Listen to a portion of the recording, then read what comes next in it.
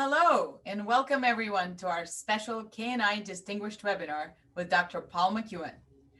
Paul is the John Newman Professor of Physical Science at Cornell University and is the director of our sister Kavli Institute at Cornell. I particularly like that it's a sister and not a brother, the Kavli Institute for Nanoscale Sciences. He has a very interesting research career and that he will share all that himself, of course, but his research generally explores the electronic, optical, and mechanical properties of nanomaterials, and he's interested in using these materials to construct functional, intelligent, micron-scale sensors and robots.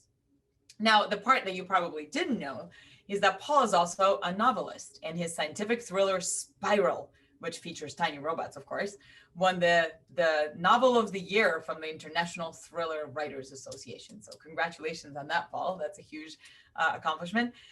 He's a fellow of the American Physical Society, the APS, of course, the National Academy of Sciences, and the American Academy of Arts and Sciences.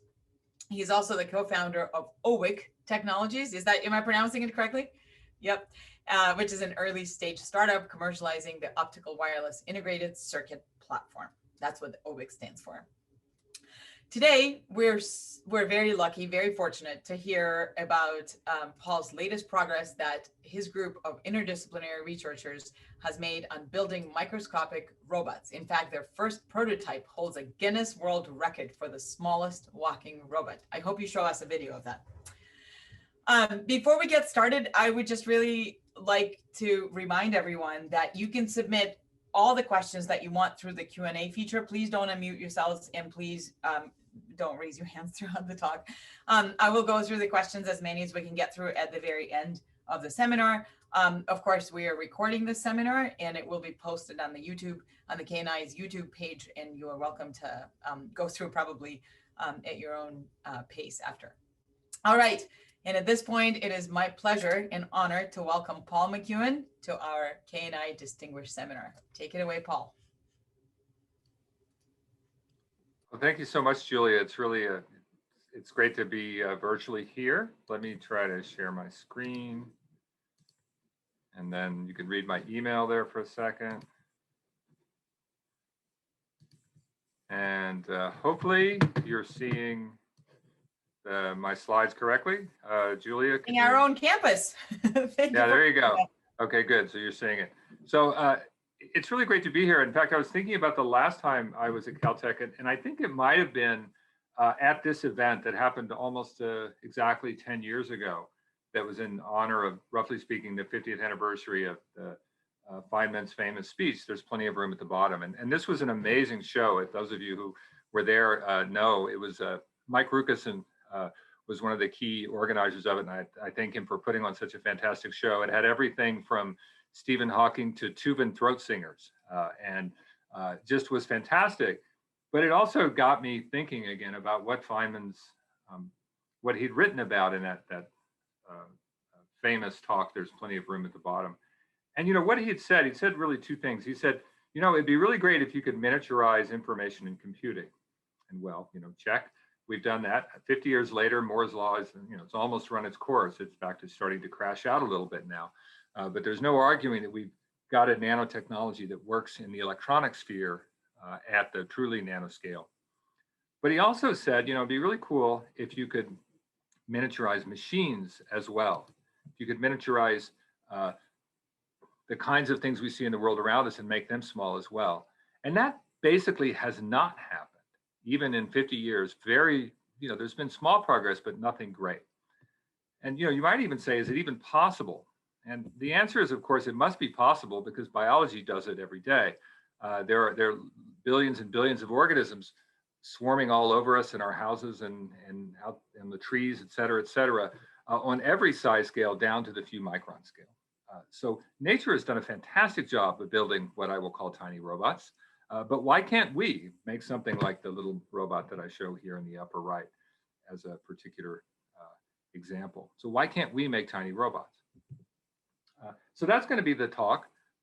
In the 10 years since I was last at Caltech, I've been working slowly and steadily towards this goal of trying to make microscopic robots.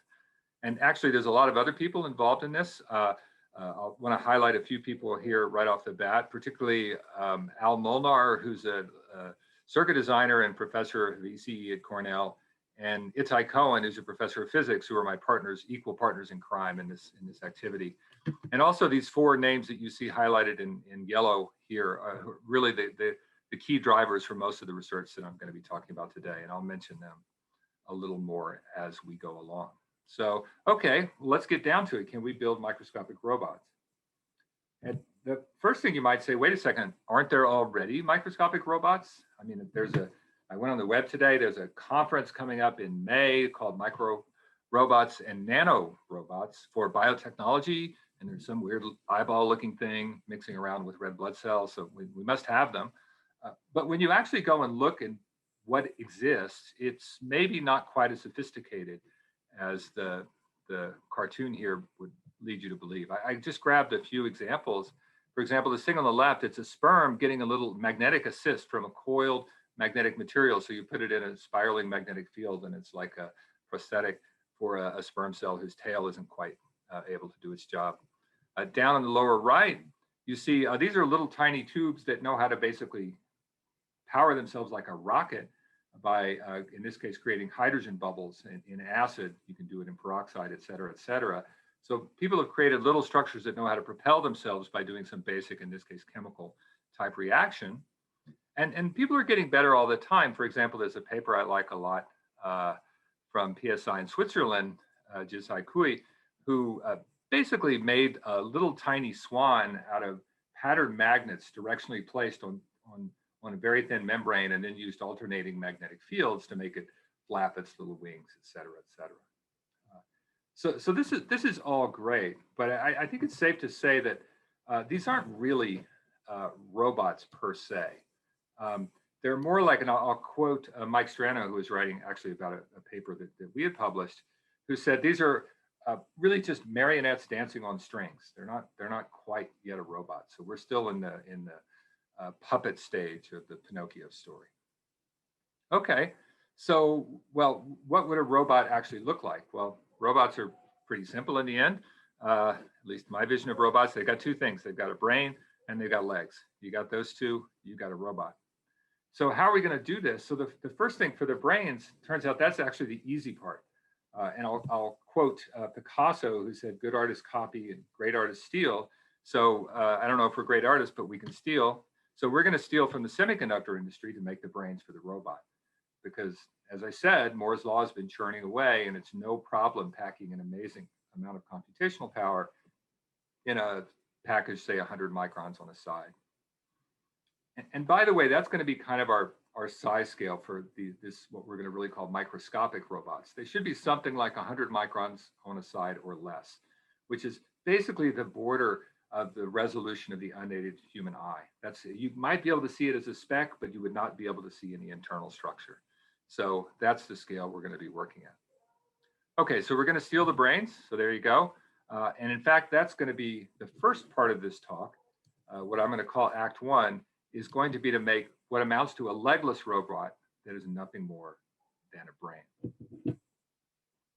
Okay, so you might say, well, what is a legless robot? And actually, you're all probably carrying a legless robot with you today.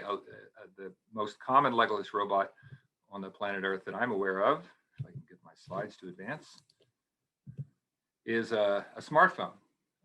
Smartphone is a legless robot. You are the legs for this robot. You carry it around wherever it wants to go.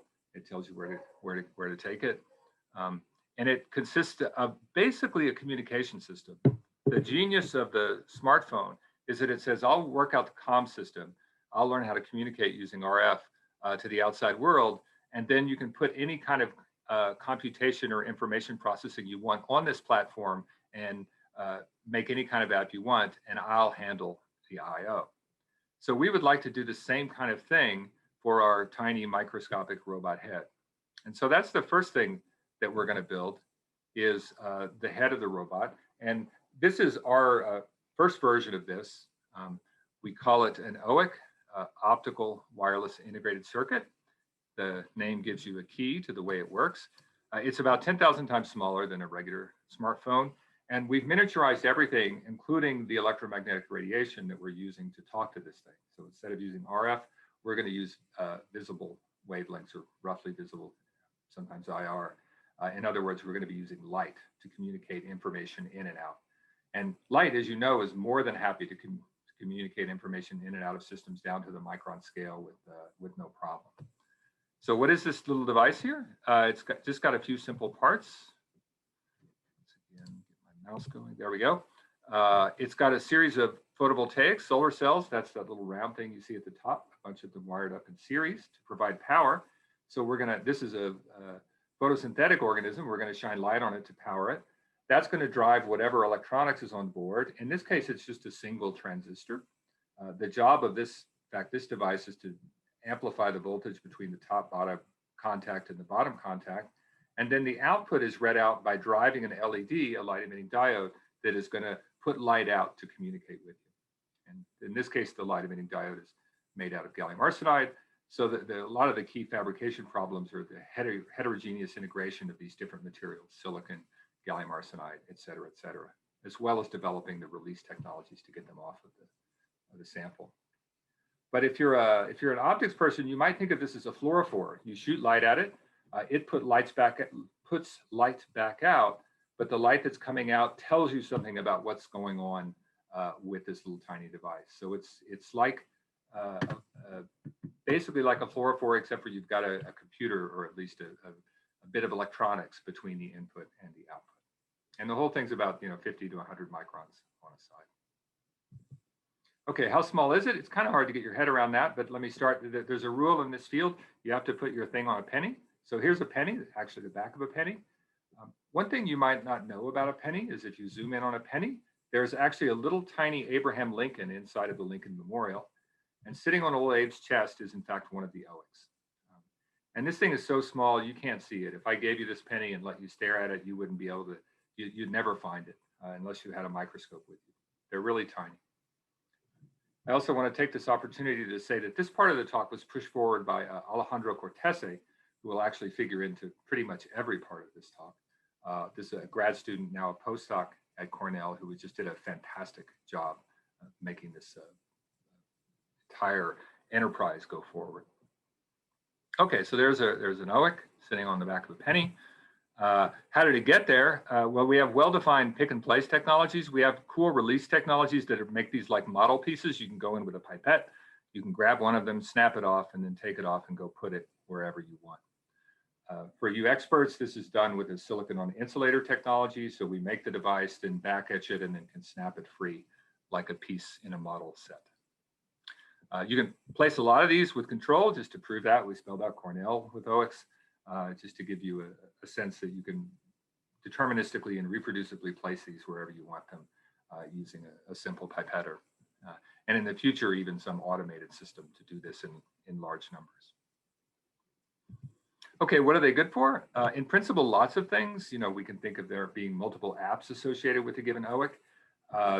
We've made ones that are just simple voltmeters, like I described before. Their job is to measure the voltage between the top and bottom electrode and then report that out as an optical signal. We've made different kinds of thermometers. And again, they all communicate with light using an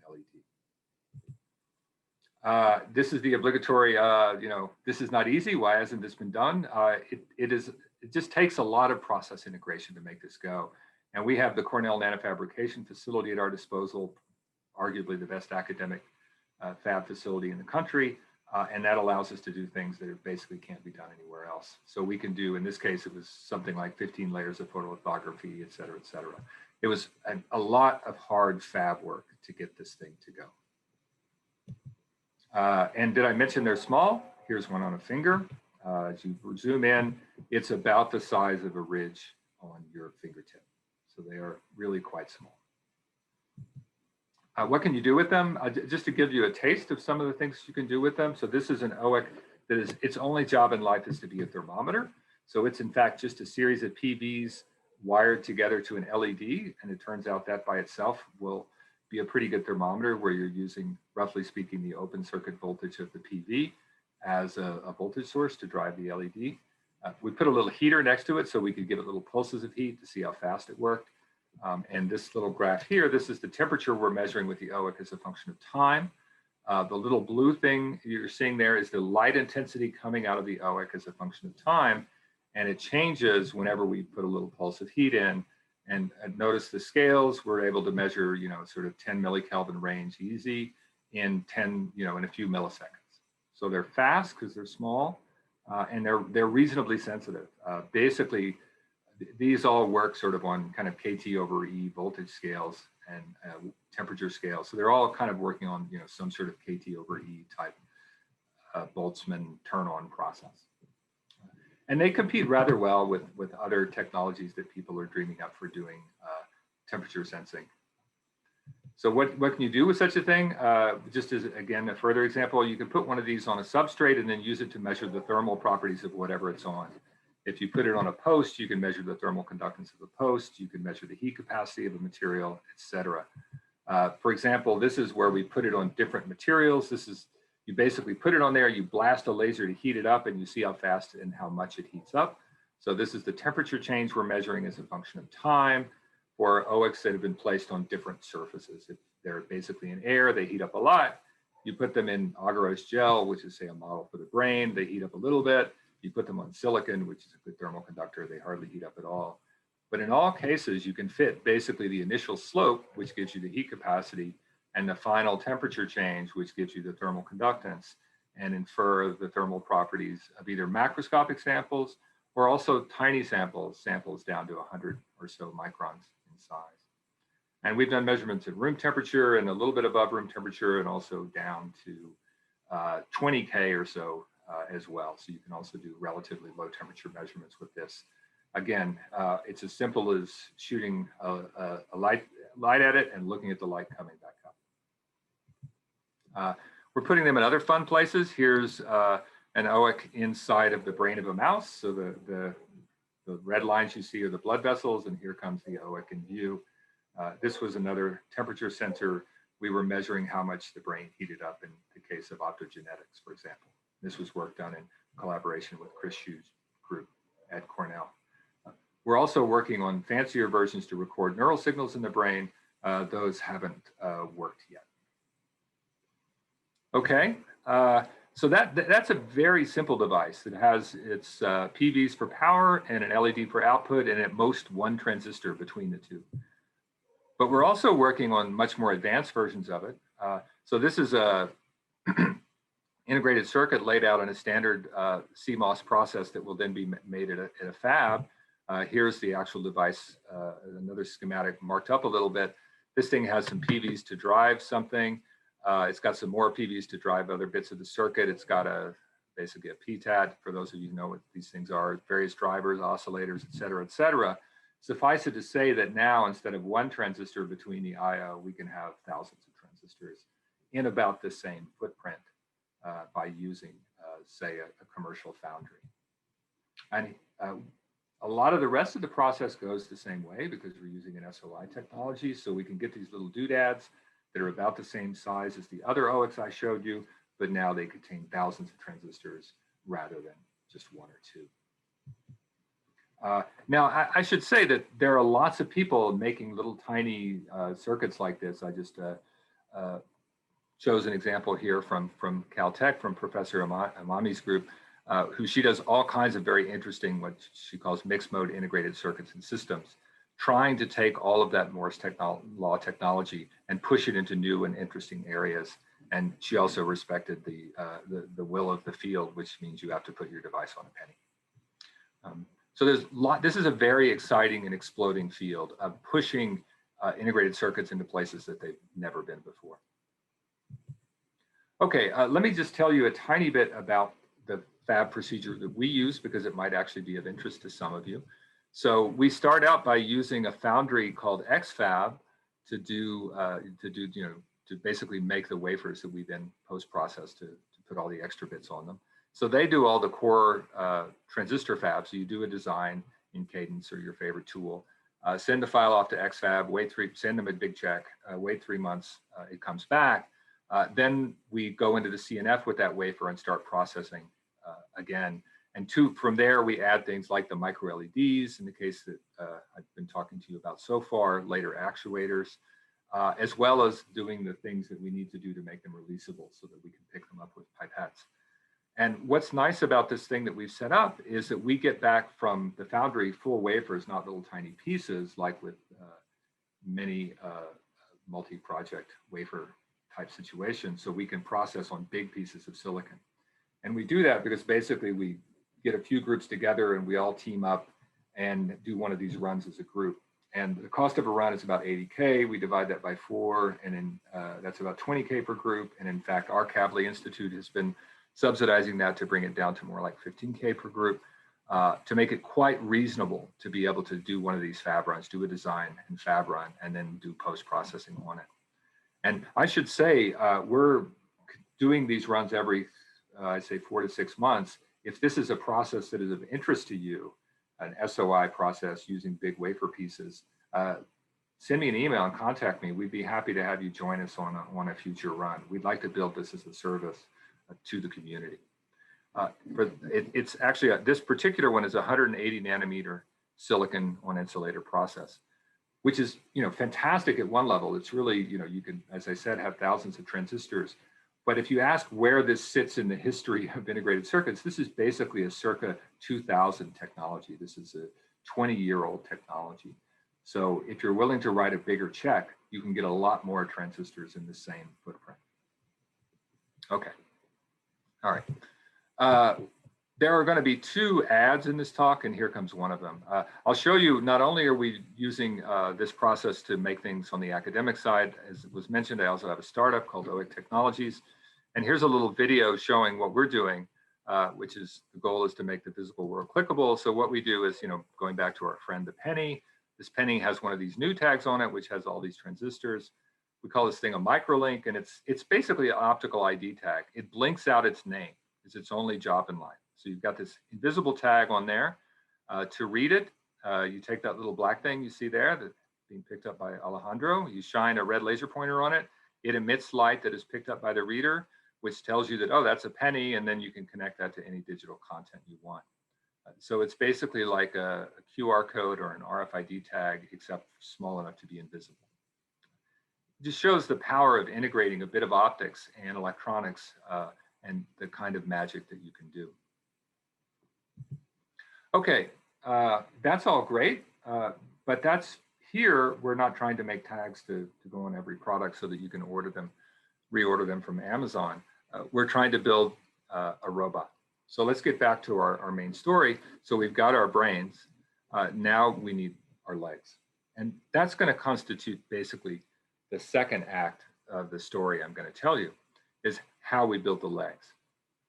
And interestingly enough, the legs, in a certain sense, were harder than the brain. And the reason is shown on this graph. This is a graph of basically the radius of curvature that you can get from an actuator. Basically, you apply a voltage to something and it bends as a function of the voltage that you have to apply.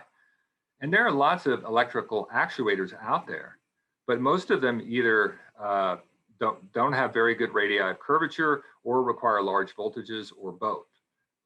And if you want to make something that has a radius of curvature, say on the scale of a micron or so, that's what we'll need for microscopic robotics. And at the same time, you want to be applying voltages on the scale of a volt, which is because you're going to be driving it with CMOS. As far as we could tell, there was basically, nothing out there in this space of actuators that we could steal. So we were unable to steal. We were forced to actually try to create something. So that's what we did. But before we did that, we were so desperate that we tried some other crazy things. So this is a little video of a crazy thing we tried, a blender thing. So here's a bunch of photodiodes wired in series that are connected up to 2 electrodes that are in little tubes. Well, what happens if you put a bunch of voltage between 2 electrodes in water in this case? So there's fluid in there. Well, you know what happens. You split water, you make hydrogen and oxygen, and bubbles come out. And in principle, you should be able to make a rocket. So does that actually work? In fact, here's one. You just shine light on it and it starts making bubbles. That's kind of fun. And if you cut this loose from the surface, it'll actually scoot along like a little tiny rocket ship. So we've made some of these bubble rockets, and we're actually having a lot of fun playing around with these. But it's really they're not particularly efficient. And in certain kinds of applications, like in your brain, the last thing you want to do is to make bubbles. So let's not get lost in this side trip. Let's get back to the real job of trying to make legs. So here's what we ended up coming up with. This is something we call a surface electrochemical actuator. It's a little strip of metal. You put a voltage on it in an electrolyte solution. It's in water, and it will coil up as you apply a voltage. And the amount of voltage you have to apply is only about say a few hundred millivolts. It's significantly less than a volt to go from, say, a highly curved state with a radius of curvature on the micron scale to another state with a different radius of curvature, either flat or slightly curved. So with a few hundred millivolts of actuation, you can coil these things up to micron scale radii of curvature. So they're doing what we ask them to do. As I said, they're in an electrolyte solution. This is an electrochemical process. But maybe I'll make a quick comment in that regard. Basically, all microscopic life exists in water for the simple reason that surface tension is too terrible a force to deal with if you're small. So you just need to be inside of water, so you never have a water-air interface to stretch you out. So just like regular life, we are always, at least so far, creating our microscopic organisms in water. Okay, so this is in fact somewhat salty water, but again, that's okay because biology likes salty water. And we make these actuators. And you can not just make one, you can make whole armies of them. In fact, this sort of looks like an array of legs of a future robot army ready to go. Okay, I haven't told you how these things work yet. Let me tell you how we make them. First off, the fundamental fabrication behind it is a standard technique nowadays called atomic layer deposition, or ALD. And we've used it to make a number of little foldy things in the last few years. This is some work by Mark McEuen, another of the heroes of this story, as well as Kyle Dorsey, another great grad student in my group, who started to basically use ALD to grow, say 3 to 10 nanometer thick films that we then released from the substrate and used as a mechanical sheet of paper, roughly speaking. Now, ALD has traditionally been used in more as a gate oxide in microelectronics, for example, and there has been some uses of it as a mechanical material, but we sort of pushed the limits of how thin you could make these things and get them down to the 3 to 10 nanometer thick layer level. And this is a standard commercial technology. You buy a machine, you put your sample in there, you push a button, and it grows a conformal layer of metals, insulators, et cetera, et cetera. There's a wide variety of materials that you can grow. So we started off doing things with like graphene, for example, but it was just not a technology. It was a science. We'll leave it at that. Okay, so I can grow very thin layers of materials. The particular materials we use for the surface electrochemical actuators is a thin layer of platinum, say again, maybe 5 to 7 nanometers thick. And then we cap one side with something. Initially it was graphene. These days it's more like titanium oxide, is I think our most favorite recently. That capped surface becomes then boring. It's not supposed to do anything. But the free platinum surface, when you put a voltage on it relative to the surrounding electrolyte, will adsorb at one polarity hydrogen, at the other polarity oxygen. And the piece is so thin that adsorbed layer on the surface causes basically, it kind of pushes against itself and causes the surface to bend as it tries to expand along that covered surface. And that can give micron scale radius of curvature, just that adsorption. And you can either do it in a reversible limit, where you just apply a little bit of voltage to make them adsorb and then deadsorb if you take the voltage away, or you can turn up the voltage and actually oxidize the platinum about a nanometer thick and make something that is even a bit irreversible. So you oxidize it and it stays there, although you can then take it away. But when I say irreversible, meaning you have to go to a larger opposite potential to clear off the oxide and return it to its original state. And that simple physics, which was known to platinum electrochemists since forever, but had not really been exploited in this context with such ultra-thin layers of platinum, has become our workhorse for doing the legs, for doing all kinds of actuation at the micron scale. Now, other people have done things like this, and I'll flag Julia as a shining example that does a slightly different thing, but very related. Electrochemically reconfigurable architected materials is a paper that was published a couple of years ago in Nature. But there they take silicon rods and then intercalate lithium into them electrochemically, causing them to expand greatly and make these cool, go from straight patterns to these bent patterns. So that this is a well-known technique that if you, for example, intercalate lithium into a material, it will cause it to expand, et cetera. This is more of a bulk phenomenon. It intercalates into the entire material and actually causes strains much larger than in our system. We're just kind of doing a surface version of this same thing. But in a certain sense, it's like an electrochemical transistor. You put a voltage on something, you bring a charge near something, and in this case, it causes it to expand. And the scale in which it occurs is, again, this sort of KT over E scale. It's a Boltzmann factor that's determining whether those ions go in or out. So I think there's a lot of uses of this kind of electrochemical approach for making micro and nanoscale actuators. Okay, back to our story. We're getting better at this. Just to give you an example, this is one designed with a few hundred millivolts to turn itself into a bird, and then turn itself back into a flat sheet of paper, and then into a bird again. What you're looking at are there are big panels, these things that you see that are very geometric. Those are rigid, thick panels, and then the actuator is in these areas in between, these what look to be slightly darker areas in between. And then you apply a voltage, and it folds the whole thing up like that. This was a work that was just published in Science Robotics actually a couple of weeks ago. So we're getting to where we can make pretty complex structures, but here we're just going to think about using this in the context of making our robot. So we've got our brains now, and now we've got a material out of which we should be able to build legs, these actuators plus panels. So we're good to go. So this is our first generation of device. This was built by Mark McEuen, who, by the way, also, I don't know if he came up with it, we all sort of came up with it together, but he certainly was the one that made this platinum electrochemical actuator work. He did a really fantastic job. He's now an assistant professor at UPenn. And actually, some of you may have heard parts of this talk. I think he gave a talk here a couple of years ago on this subject. So here's our first little robot. It's got its body. This is really simple. It's got two photovoltaics, one which drives the front legs and one which drives the back legs.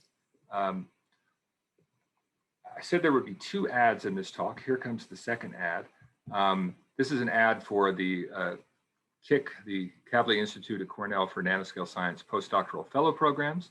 Mark was a KIC postdoctoral fellow, one of the reasons we were able to bring him to Cornell. He did a fantastic job. If you like the work that you're hearing about and you think you might want to do a postdoc at Cornell in the future, send me an email. The typical application deadline is in the fall. Okay, back to our regularly scheduled programming. Here's our little bot, and you can make not just one. I haven't emphasized this enough, but when you make these devices, you make them in massive parallel. So you get tens of thousands of robots in a piece that is about this size, 1 million or so over a full 4-inch wafer. Here's one of my favorite videos. This is the release process that is letting the little robots go from the substrate. They start to etch away this cover layer that's on top of them. We'll set them free. As they come free, they have some built-in pre-stress, so they kind of pop into position. And you can also see they're kind of free floating now, all ready to go. And, you know, the obvious question is, do they walk? Well, they better, or I wouldn't be here. So here's one walking, running along on a textured surface because it needs something to grab onto, it needs some friction. Again, it's all in water. And you see a little dot that's moving back and forth from the front to the back. That is actuating the photovoltaic, so the front legs and the back legs by hand, just moving a laser spot back and forth. So we were very excited by this, very happy. And in fact, as was mentioned by Julia, we got the Guinness World Record for the world's smallest walking robot. And I must say, as a kid who pored over the Guinness World Record book regularly, I never thought I would be in it, maybe for the longest fingernails or hair or something, but not for the world's smallest walking robot. And I'll also say, I think it's impressed my my family more than anything else I've ever done to get that world record. Okay, but moving on, that all sounds good, but I'll remind you of something that I said before. In fact, the quote I quoted before was about this paper. It was in a piece, News and Views on it, written by Mike Strano and Brooks, and they basically said these are great. But they're really marionettes dancing on strings of light, and they're not yet a robot.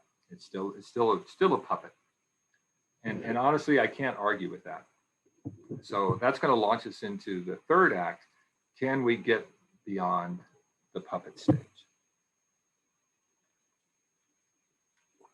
Well, in third acts, often something bad happens to stop the forward progress of our heroes. In this case, it was this little fellow. COVID hit and really sort of brought everything to a screeching halt. So what are you going to do when you can't get into the lab, when the CNF is shut down, et cetera, et cetera? Well, the first thing we did is I used discretionary money, and I bought my the lead grad student on this project, Michael Reynolds. I bought him a Lego Mindstorm set and said, go to work building robots. And so at least you'll understand how macro robots work when the time comes. That's actually a lie. He came to me and said, can I buy a Lego Microstorm set? And I said, of course, and we got it done. So then that's what he did for a month or two, is he built robots. And here's one, there's his dog, Charlie, who's helping, is assisting him. So here comes the robot. Off we go. So this is just walking, the simplest robot possible. You just have two legs that are kind of flapping out of phase with each other. And it may not be obvious why it walks, but it does. Charlie's not too happy about the robot. The simple idea, by the way, is that the leg that is most closest to the center of mass has more weight on it, and therefore it has more friction, and therefore it stays put. And the other leg, the one that is furthest out, furthest away from the center of mass, has the least mass on it, the least weight on it, and therefore slides. And that's how this thing walks. It's kind of a Purcell walker. It's the walking analog of the famous Purcell swimmer. Okay, so that was thing number one, is that Michael learned how to make robots, at least at the macro scale. Thing number two is that XFAB was working throughout the entire COVID period. And so Alejandro Cortese, who we met earlier, worked very hard to design the first robot control circuits. In fact, that thing I showed you before was a control circuit for a robot. I won't go through the circuit in any detail. It is just a nice low power bit of circuit design led by Al Molnar, who's our circuit design guru, really fantastic guy. And back when he was a grad student, he was involved in some of the first smart dust work at UC Berkeley. So Al led the design effort to design the circuits here, and Alejandro turned himself into a circuit designer to make it go.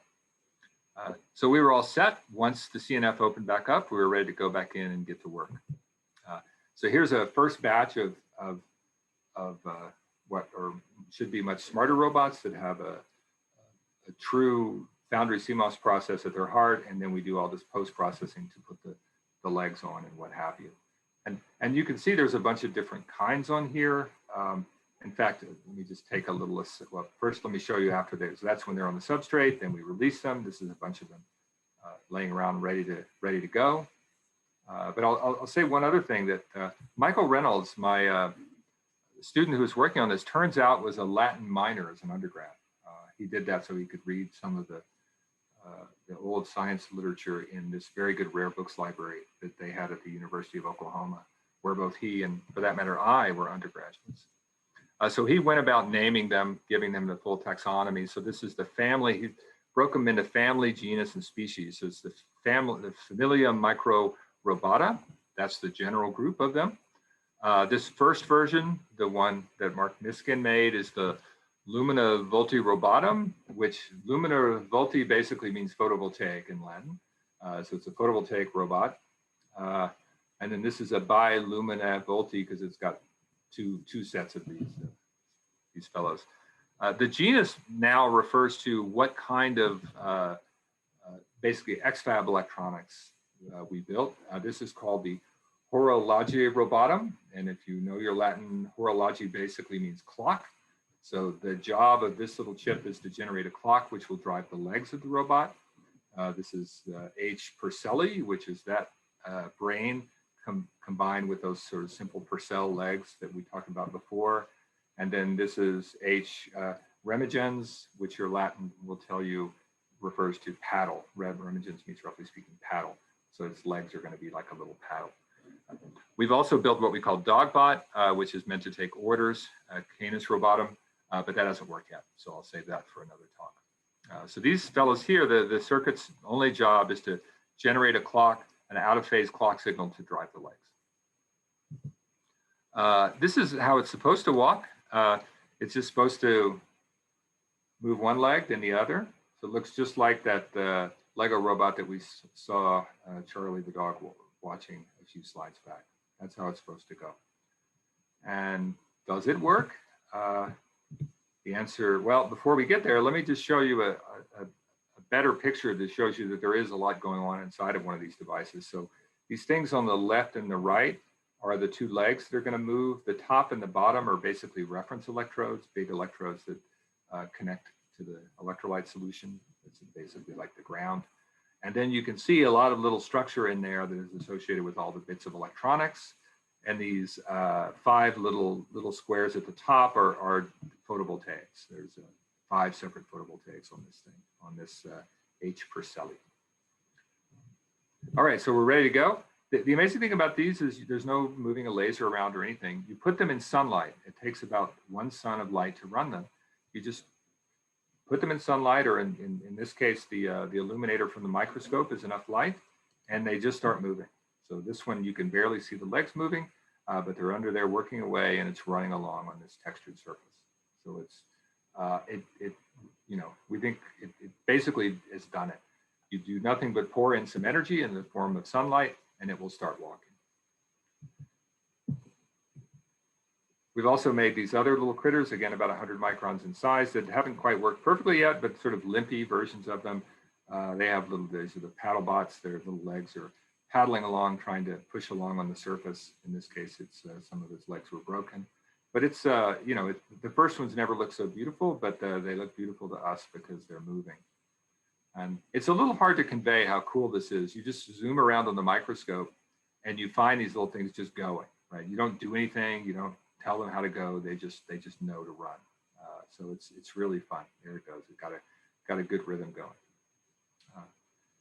So we're they may not look like much to you, but we're in love with them, and we're very excited about the future. So I will say that I think we think we've converted Pinocchio into a little boy. We have a real robot, and we're super excited about where things go next. So with that, I will stop and say, not Microscopic Robots question, but exclamation point. And thank you so much for your attention, and I'll be happy to answer any questions. Thank you so much. What an awesome, absolutely awesome talk. And your shout outs to the various Caltech people are much appreciated as well. All right, so as I was watching in fascination, I think it's pretty easy to fall in love with your robots for all of us. In fact, they're so cute. A few questions came in. So I'm just in general going to encourage people to submit their questions right now. This is a good time as well. And I'll start us off by reading this question. What are your thoughts on organic, and that is carbon-based, polymeric electronic devices? What is it possible to make these robots be fully organic? Yeah, it's a really good question. So, the fully organic version, i.e. life, is basically synthetic biology, right? The other super good way of doing all this is just to hijack existing life. But we view that as like domesticating cattle or something. We think we want to build a tractor. No, none of this cattle domestication nonsense.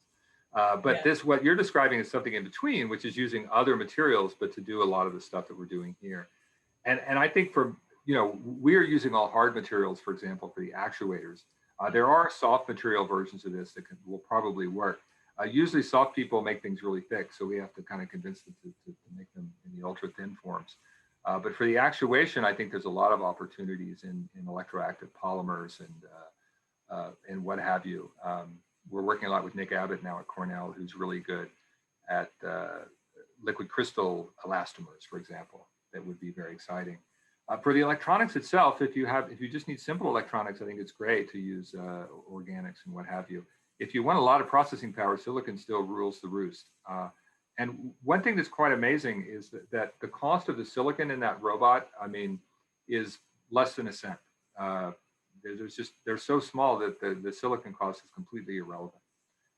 And now the wafer is expensive, but that's because there's a million robots on it. So I think it's a good idea to have a silicon brain, at least for now. All right. That's interesting that you're describing there's this trade-off between the thickness and the material that's being used. Of course, you're right. Silicon is much more understood and capable in terms of processing and pushing these critical dimensions. Now, I'm getting quite a few questions about swimmers versus walkers. So I'm going to lump a few questions together in that it seems like most of the biological microrobots are swimmers. And yours, of course, distinguish themselves by being walkers. And is it a requirement to have a substrate? How did you decide for them to be walkers rather than swimmers? Can you just kind of walk us through the walking part? No pun intended. Yeah. No, it's a great point. And the reason is very simple. Inorganic materials are heavier than water, right? You know, you drop your phone, it sinks. It does not float. So these things naturally sink. If you want them to be neutrally buoyant, you got to do something. We're actually working on that. So Samantha Norris, my graduate student who was making the bubble rockets, she's now making bubble bladders, so she can etch out in the silicon a little chamber, backfill that with oxygen or hydrogen from the electrolysis, and then try to make neutrally buoyant. Initially, they're just going to pop a wheelie and sort of go along like that, but at some point they'll be able to control their rise and fall, their buoyancy, using ballast just like a submarine does. So that's coming. It's just, it turns out if you make things out of silicon, they fall.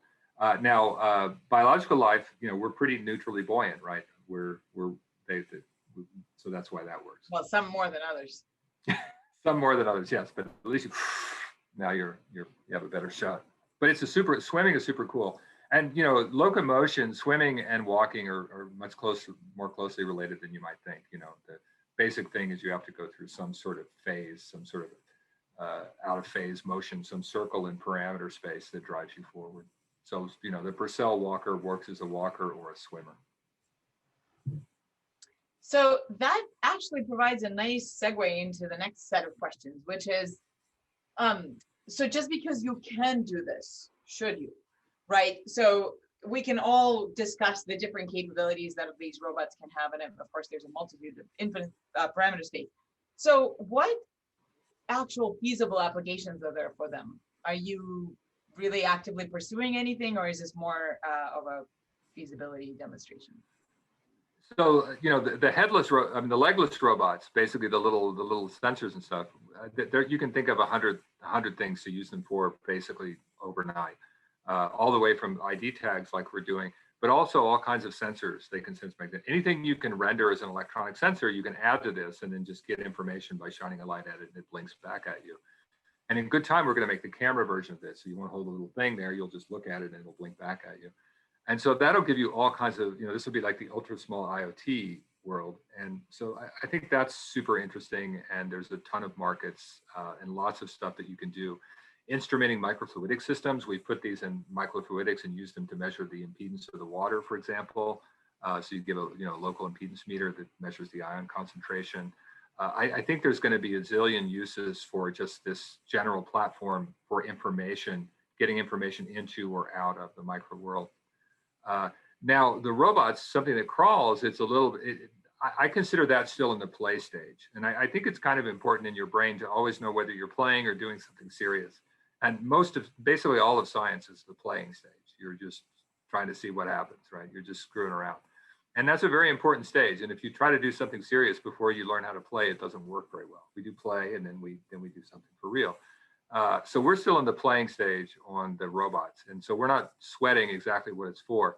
If you ask me what it's for, I mean, I am actually excited about, 10, 20 years down the road, if you go in and do some incision and you you have little microbots in there going up to each cell and saying, you don't look right, you look cancerous, I'm going to kill you, and then go to the next one and do the same thing. So just being able to interact with biological tissue, well, let me back up. These things are, each one is cheap, but you can't get volumes of them. So you're not going to make reconfigurable 3D materials out of these things. Oh, why not? Come on, I was just going to go I know, there. I'm sorry. It's going to be expensive. Maybe you'll have to do that with other materials. Now, having said that, you can put little smart brains on top of cheaper scaffolds, right? So I can decorate your scaffolding. They should go through a 3D printer nozzle, for example. That would be fun. Well, you kind of so you can just put them in it. But where are you willing to spend a lot of money to help you do something on a small scale? Again, biology is the answer. Maybe you inject these in a tumor and it just starts eating it from the inside out. There are so many technical problems to solve before that becomes a reality, but it's not crazy. I think we're all kind of dreaming about that reality. We've all seen sci-fi movies and read books, and I guess, actually, could I ask just a side question using the power of being the MC here? Did the robots inspire you to write the book? What inspired you to write the book? It's a good question. Well, what inspired me to write the book was a midlife crisis. I'm like, what am I going to do now? I've done this science thing. I want to do something different. And I never read anymore. How can I read more? Well, if I become a writer, I have to read. So I'll do that. And then I think the fact that I wrote about tiny robots was just because I think they're super cool.